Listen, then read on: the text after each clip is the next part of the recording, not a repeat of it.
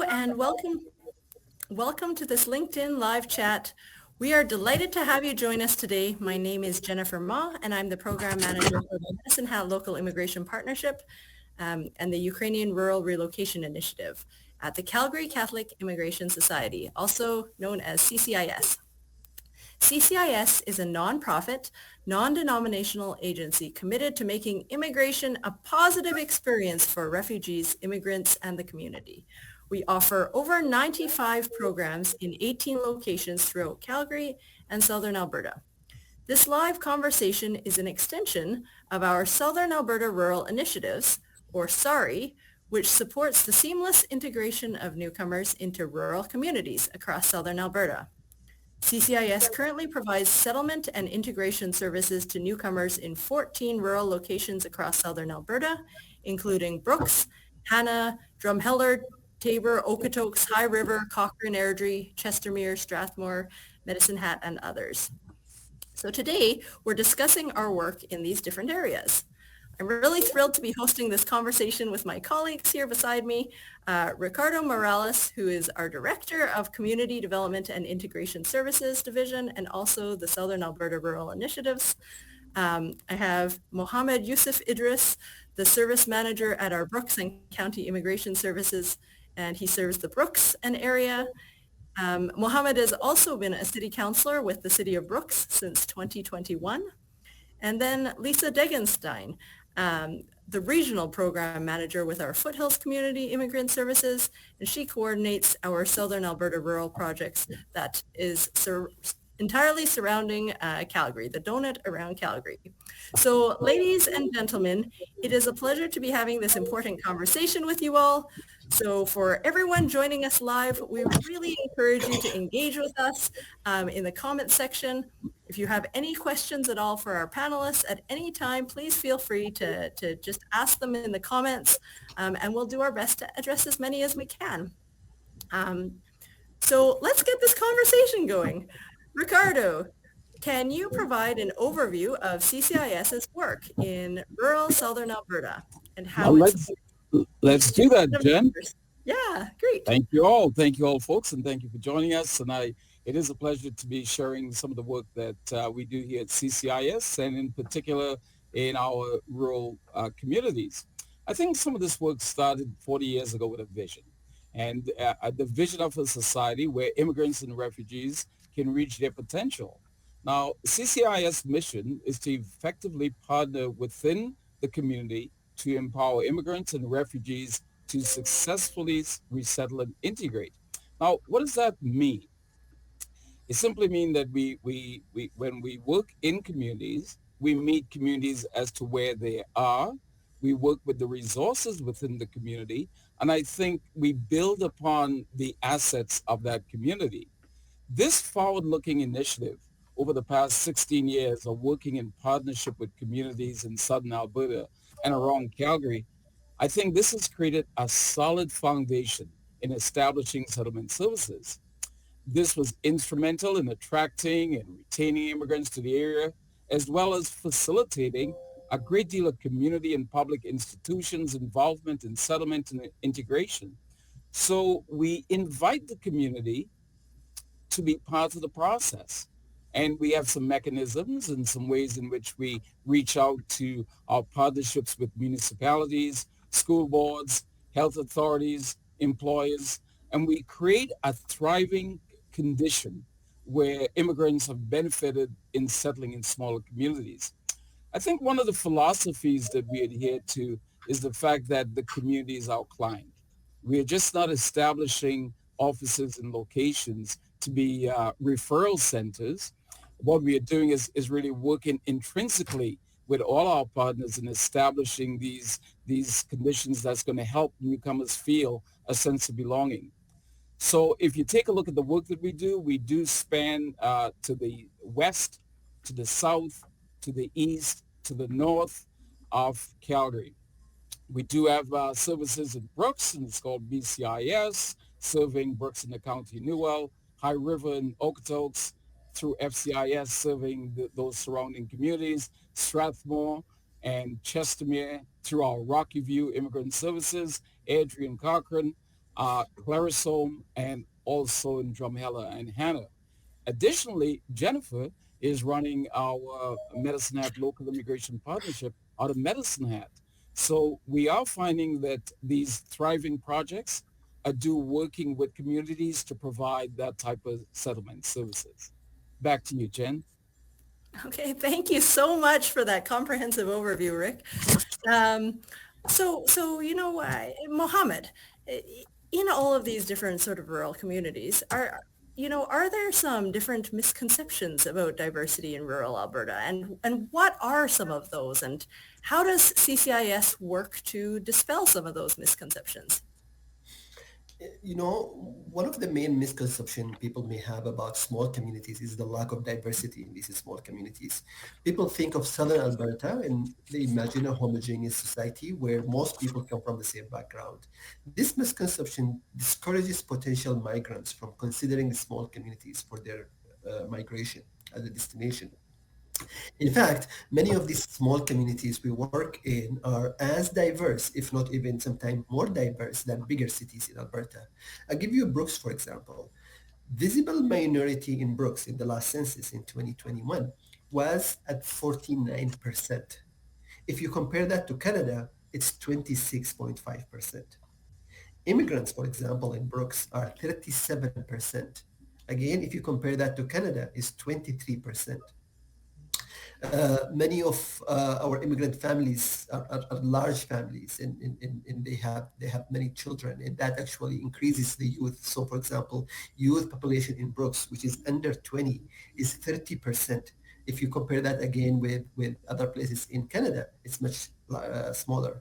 33% of our community speak a mother tongue that is not English or French. Again, if you compare that to the rest of Canada, is 21%. These stats shows you that these communities are very diverse. And yes, I'm speaking about Brooks specifically, but not very far from these many of the other communities that we work with. And one of the things we do is to try to educate people about this diversity we have in our communities. We do that through some sort of presentations we give some time. We have actually even tried some time to bring people to come and visit these communities. We have done some of our large events like conferences and things like that in these smaller communities. And the main goal is to try to make people see Southern Alberta for what it is, a diverse community. Thanks, Mohammed. That's all really fascinating. One of the things that we do know, though, is that a lot of immigrants do tend to move to larger centers as well for several reasons, and one reason is because there's this perception that there's better economic opportunities compared to small communities. Now, how true is this perception? Because with the visible minorities, you totally busted that myth in Brooks. What about what about moving to smaller centers and the economic opportunities there? Well, Thank you.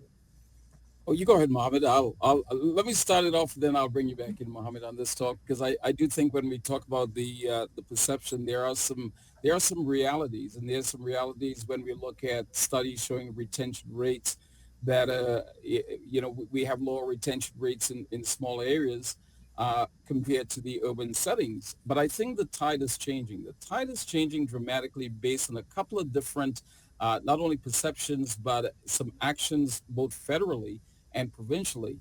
So federally, we've had in some smaller communities the inception of what is called the Rural Northern Immigration Pilot Project in a community like Clarisome, and that's designed to specifically attract and bring in newcomers into that area to offset the labor market, and that's really thriving and doing well. A fantastic story from that is that we had a newcomer who came in last year, worked at a Shell station and a petrol station for those people from foreign lands listening through, or a gasoline station.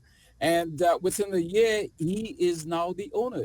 So this man and his wife are now proud to be living in this small community.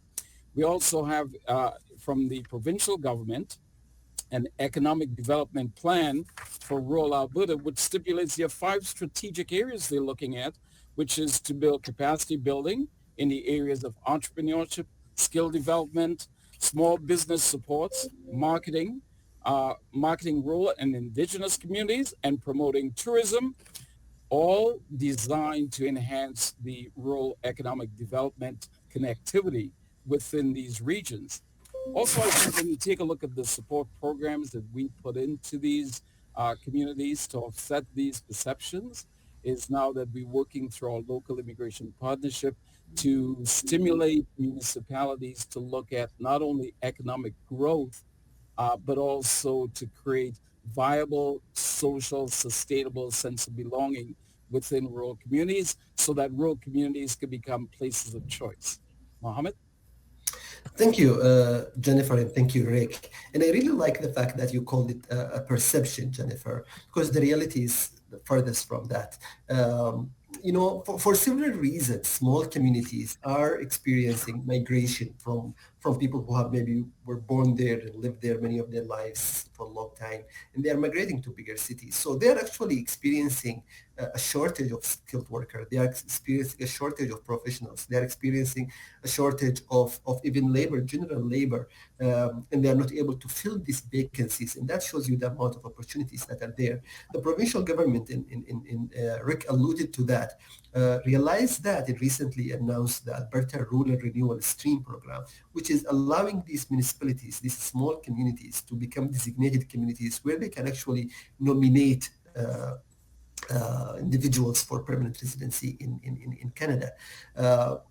Actually, from a pragmatic perspective, I hear from many newcomers that starting their life in a smaller community gives them that advantage of trying to enter a labor market that is not as competitive as bigger cities, where in bigger cities, there are networks that are established, and unless you are part of that network and unless you know people, it's harder for you to be able to find a place for you in that very competitive market.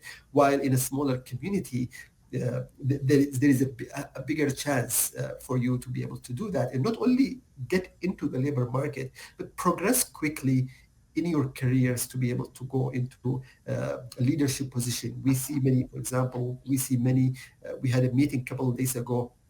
We see many newcomers in leadership positions in these small communities. Why? Because there is the need in these communities for those professionals, and there is actually the opportunity to progress quickly in your careers. Thank you for all of those interesting and exciting economic opportunities, and also having great discussion points on some of the benefits actually to moving to some rural communities. Lisa, I want to bring you into the conversation. What about some of the challenges that newcomers might face in settling in rural areas? And not only what are those challenges, but what are some of the ways that CCIS has been addressing those challenges? Sure. Thanks, Jennifer. I think it's a good segue also from that economic piece to then the reality of what newcomers face. Across the board, newcomers face common challenges, and that can be, language, transportation, housing, employment, and that's no different in rural communities. But we do know that there are some services that don't exist in small communities, or they're harder to access. And I think where we need to give kudos to rural communities is that they often are very adept at finding creative solutions to address these logistical challenges. And our settlement services as CCIS in these small communities, we're no different in that we bring that creativity to the table. How can we address some challenges for transportation in a community that has no buses, for instance, which a lot of small rural communities don't, especially the really small centers, or they have limited taxi services, but maybe they're walkable for the most part. Maybe they're bikeable, and we just need to connect somebody up to getting a transportation that's viable in their town, or helping them to build their networks so they can connect with colleagues or other folks that are moving around town and maybe share rides, that sort of thing. I think that these, by tapping into these local support services, that's the other thing that CCIS, we really endeavor to do that through our advisory committees and our work with interagencies to make sure that our partnerships are strong so that everybody sort of knows what each other is doing as we work on common issues that face newcomers and other community members alike. You know, the struggle for childcare. How can we sort of work with, and oftentimes it's on an individual basis. How can we work with that family to look at what their needs are and then what that local solution could be? So that's a big part of the work that that CCIS does in collaboration with our community partners and stakeholders. I love how you've talked a lot about that collaboration piece, and I think that strong working relationships and collaboration is important everywhere, and really particularly in rural areas with these strong, you know, tight-knit communities, and in super small communities where everyone knows each other. So building and maintaining relationships with those key stakeholders are really important. So then how does CCIS do that? How does CCIS foster this trust and collaborations between organizations, newcomers, the broader community? I can kick this off. So I think, like I talked about our advisory committees, and we've endeavored to create that kind of pathway in all of our rural communities of service, where we are collaborating and working with our community partners and other local service providers for number one, for them to inform us in what's happening in the community and perhaps what some of the extended challenges that they may be having in serving newcomers. You know, often we're a bridge between newcomers and service partners to help, and we call it a warm handoff oftentimes, to bridge that gap so that the trust that we may have built up with our clients and the trust that we've built up with our community partners, that we can bridge that gap of trust by making those direct connections. And I think when you are working, you know, oftentimes for years, if we look at, I don't know what the retention rate is with rural staff versus urban staff, but I think we have this high retention rate, and oftentimes our staff live in the communities that they work in as well. So there's this extended bit of trust. You know, we will see our clients and our service partners, you know, we're all shopping in the same grocery store sort of thing. So there is that, I see they care about their community. They're investing in their community. I feel that I want to invest in my community too. And that further sends a message, I think, to clients that, hey, if I've chosen to live in this place and stay in this place and raise my family in this place, that hey, this is a community where I want to plant my roots as well. Thanks, Lisa. And for everyone listening, if you're just joining us, we've been discussing CCIS's work with newcomers in rural communities in rural Southern Alberta. So if you have any questions at all, please feel free to ask them in the comments. We'll do our best to address as many as we can. Haven't seen any yet, so I'd love to get a few for all of you out there. So I'm just going to carry on here. For anyone in the panel, how does CCIS collaborate with local employers to facilitate the entry of newcomers into the local labor market? Could you share like any specific initiatives or partnerships that have been successful? Well, let me just kick it off, and then I'll invite some others to join in this, because I think in two of our communities, particularly the Foothills, High River, and Okotoks, and then in Brooks, we have some excellent partnerships with employers who are investing and giving back to the community. And those employers have done so not only in terms of the economic infrastructure, in terms of providing support for community services, recreational centers, but they've also done so in supporting a lot of our initiatives. So when we take a look at funding that supports newcomers in rural Alberta, we talk about project funding and process funding. And our process funding allows us to do some long-term work on our settlement services piece. Our project fundings, which is fundings that we receive to do some smaller projects with the community and within the citizens of the community.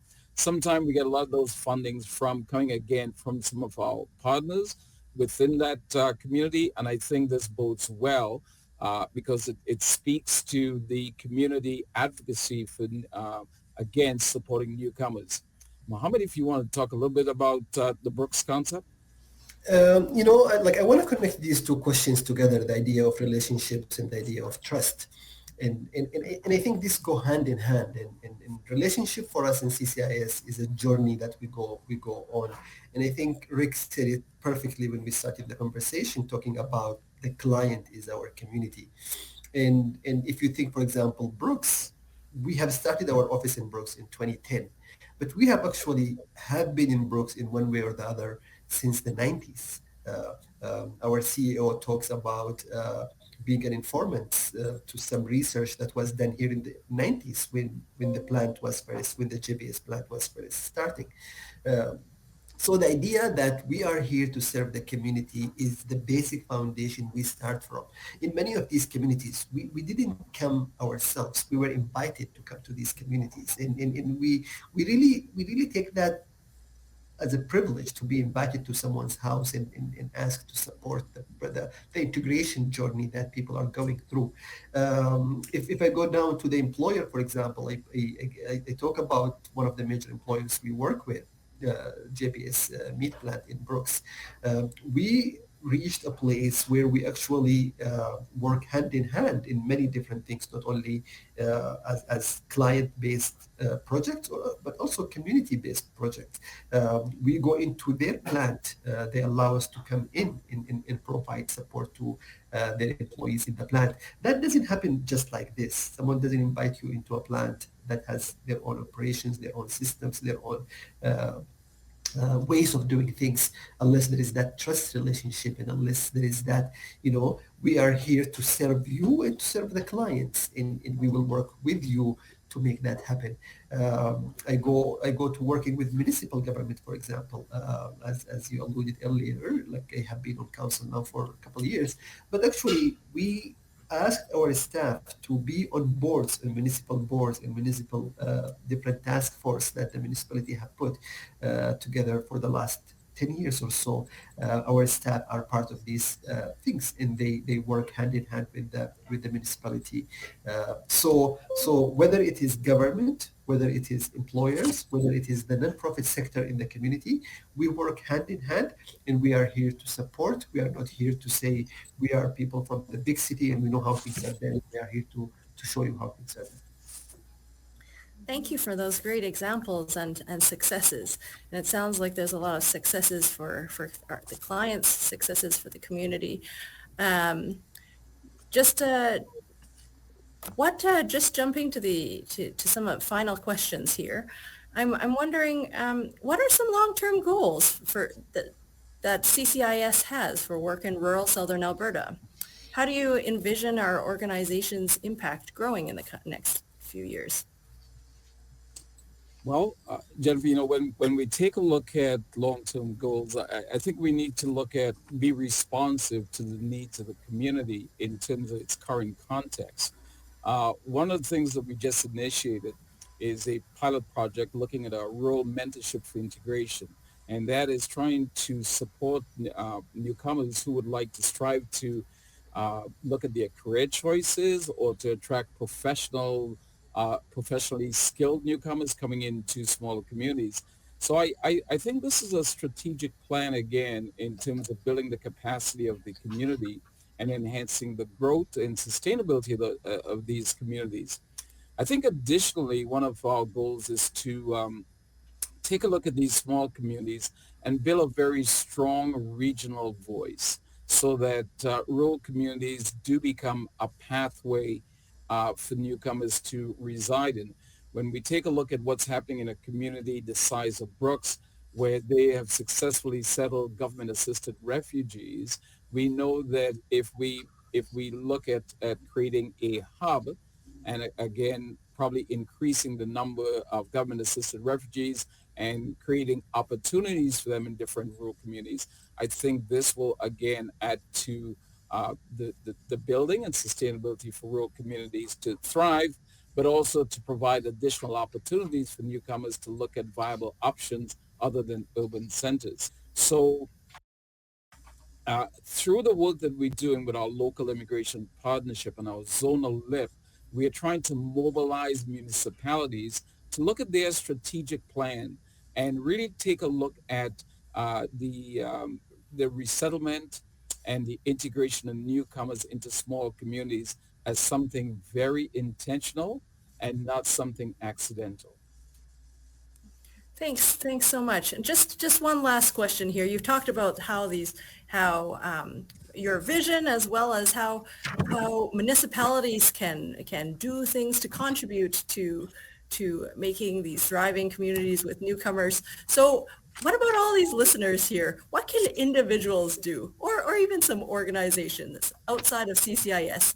How can we all also contribute to these communities, these thriving communities for newcomers in rural Southern Alberta? Can I address that one? I wanted to also add, like, CCIS has a commitment to continuous improvement. So further to Rick said, I guess internally we have that commitment, and through a coordinated rural approach, we continue to learn and grow within our organization to better serve communities and clients. So having said that, what can people do?